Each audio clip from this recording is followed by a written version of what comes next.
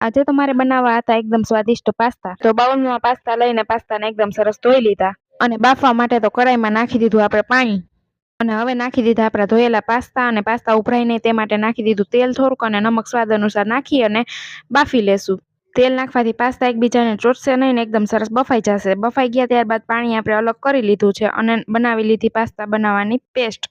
તો પાસ્તા મસાલો અને પાણી નાખીને કરી લીધું મિક્સ. હવે કરી નાખશું વઘાર. વઘાર માટે નાખી દીધું કડાઈમાં તેલ. ત્યારબાદ ઝીણા સુધારેલા લઈ લીધા લસણ આદુ અને લઈ લીધી ઝીણી સુધારીને ડુંગળી. ડુંગળીને એકદમ સરસ પાકવા દેશું. ત્યારબાદ લીધા વધારે ટેસ્ટ આપવા માટે શિમલા મિર્ચ. હવે બધા જ મસાલાને કરી લેશું ફ્રાય. અહીંયા તેલ આપણો મસાલો ફ્રાય થાય ને એટલું જ નાખવાનું છે. ત્યારબાદ લઈ લીધા ઝીણા સુધારેલા ટમેટા. હવે નાખી દેશું red chilli sauce, green chilli sauce અને સોયા સોસ. અને નાખી દેશું વધારે ટેસ્ટ આપવા માટે ટમેટા કેચઅપ અને લાલ મરચું પાવડર. ત્યારબાદ નાખી દીધી પાસ્તા બનાવવાની પેસ્ટ અને નમક સ્વાદ અનુસાર. પાસ્તા મસાલો એડ કરીને કરી લેશું બધા જ મસાલાને એકદમ સરસ ફ્રાય. ત્યારબાદ આપણે બાફેલા પાસ્તા એડ કરીને કરી લેશું મિક્સ અને નાખી દેશું ઝીણી સુધારેલી ડુંગળી અને નાખશું ઝીણી સુધારેલી ધાણા ભાજી. તૈયાર છે એકદમ સ્વાદિષ્ટ ફક્ત મિનિટોમાં જ બનતા પાસ્તા. લોંગ વિડીયો જોવો હોય તો લોંગ વિડીયો ચેનલ ઉપર આપણે આપી દીધો છે અને આ વિડીયો ગમ્યો હોય તો વિડીયોને કરી દેજો લાઇક, શેર અને ચેનલને સબસ્ક્રાઈબ.